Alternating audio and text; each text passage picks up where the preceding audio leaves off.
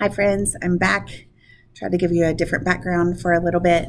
I wanted to go ahead and discuss with you Act 2, Scene 2 so that we can keep our pace through Hamlet because we are on a strict deadline to finish by the end of this semester. So we're going to go ahead and plow through Act 3, Scene 2, and this is really the climax of the whole play.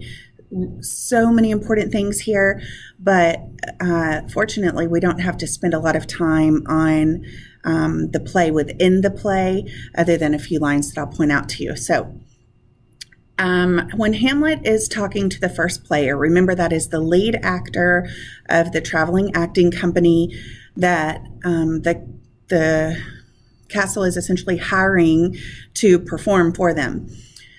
So Hamlet is telling the actor to speak the lines in a very believable way. Remember, they're doing Murder of Gonzago, but Hamlet wants them to add a dozen or 16 lines to it that he wrote.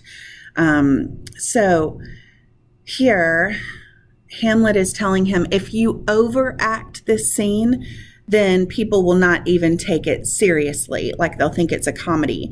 But if you underact, it won't maybe get to the heart and soul of it. So he just wants him to really talk through it, through those lines, believably, so that anyone watching the play would believe that it's quite realistic. So if you really paid attention to Hamlet's soliloquies, then you know that his plan is to have the players act out a scene that resembles the way his uncle killed his father. And then the king will be present when this play is performed. And he hopes that when the king watches this, he will be so strung out with grief that something about his facial expressions or his physical actions or something will confess his crimes, because Hamlet isn't entirely confident that the word of the ghost is accurate. So he's looking for the play as an opportunity to gain some proof before he just goes and kills this guy based on the word of a ghost. This would hopefully tell him whether this is all real or not. So it's really a genius plan. But the important part here is really just that the actor played out believably. Now, Horatio has a moment to talk in private with Hamlet, and there's a couple of lines that I want to draw your attention to.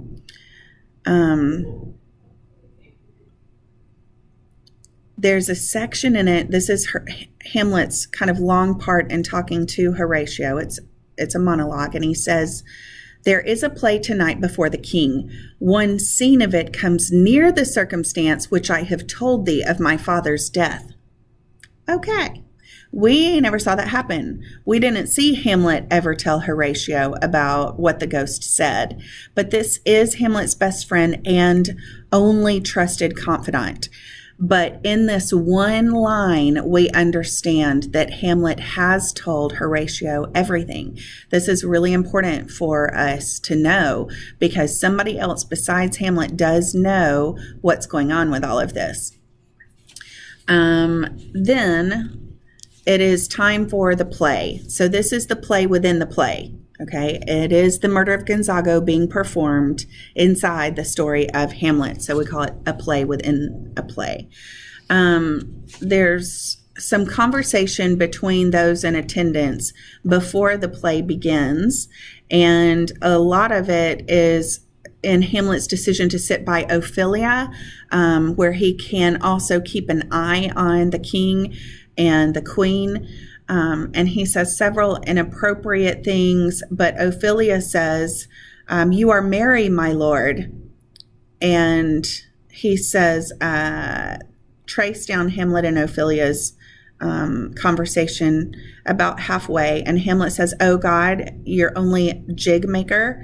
What should a man do but be merry? For look you how cheerfully my mother looks, and my father died within 2 hours." Okay, so he's saying, do I look merry? Have a look at my mom. Look how happy she is. And my father died only 2 hours ago. Of course, that is hyperbole. That is a drastic exaggeration. He knows that it's been longer than that, but he's making a poignant remark about how fast it was. So that would be an occasion that supporters of Hamlet would be like, ooh, burn. Okay. Then Ophelia, though, the literalist, corrects him, nay, 'tis twice 2 months, my lord. Oh, we have some interesting information. Again, because we didn't know how much time had passed between Act 1 and Scene 1. But you do remember in Act 1 that the queen, at the point she married Claudius, it had been 2 months since Hamlet's father died. So if it's been twice 2 months, it's been 2 more months. So a grand total of 4 months since his father passed away. So yes, Hamlet would still be in grieving and mourning, but he has had only 2 months of this plan to act crazy and has convinced everybody that he is such. And when she says that, Hamlet says, so long, then let the devil wear black. I'll have a suit of sables. Oh, heavens, died 2 months ago and not forgotten yet? Then there's hope a great man's memory may outlive his life half a year. But by Our Lady, he must build churches then, or else blah, blah, blah, blah, blah. I want you to add this to the very back page of your packet where we write down and track Hamlet's thoughts about the afterlife, death, suicide, and things of that nature. Because here he says, oh heavens, my father died 2 months ago and he hasn't been forgotten yet. Then there's hope a great man's memory may outlive his life half a year.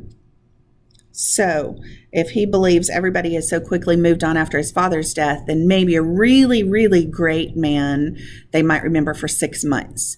How does this relate to Hamlet? Well, he's just contemplating what becomes of man after death. And so whether he's thinking of himself or his father or his uncle Claudius that he plans to kill, he is distracted by how quickly people move on. Okay, when it says the dumb show enters, that is a sort of mime before the show.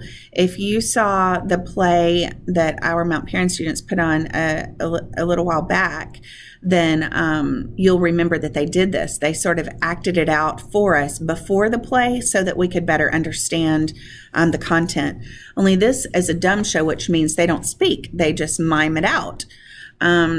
So in that, it looks like the scene that comes near the death of King Hamlet is sort of played away, but it would be easy to either not be paying attention as they're acting that out or to be like, well, it's just the mime play. Like, we obviously don't really know what's going on. They don't know the relationships between everybody yet.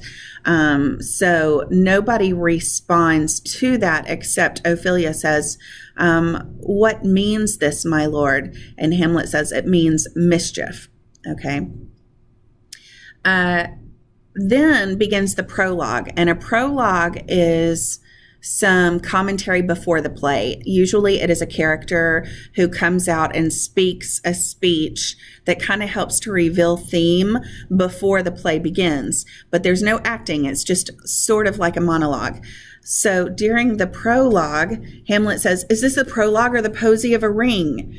And he's just commenting on, this is taking too long. You understand how anxious he is for this play to go on because he's going to finally, hopefully, get the proof that he needs that Claudius is a murderer.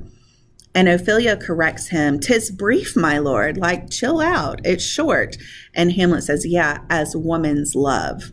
Okay, so there's lots of biting comments in here that you could respond to and pick out, but he obviously still very, very bitter, and he pushes that bitterness specifically toward his mother, who was quick to move on, and Ophelia, who has obviously rejected him.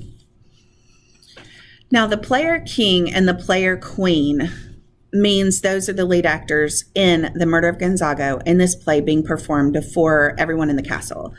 So it's pretty long, but essentially the queen is telling her husband, the queen in the play, is telling her husband that she could never move on if something happened to him. She loves him always and forever and only him and all of that. And so, of course, it's driving to the point that we know someone is going to kill that actress's, her character's husband, and she will move on with him. So it's very much like a picture of Gertrude and Claudius and King Hamlet. So when the player queen says, "In second husband let me be accursed, none wed the second, but who killed the first." Nobody should marry a second time unless it's to the one who killed the first husband. I mean, Hamlet responds, wormwood, wormwood, like this is getting to the thick of it.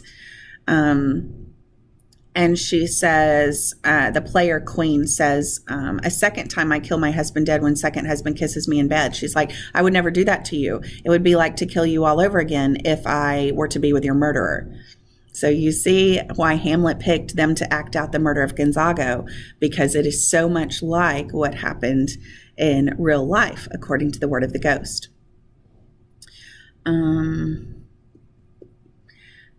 There seems to be some conversation. It's like between scenes of the play. And so Hamlet takes the opportunity to turn to Queen Gertrude and says, "Madam, how like you this play?" And the queen says, "The lady doth protest too much, methinks."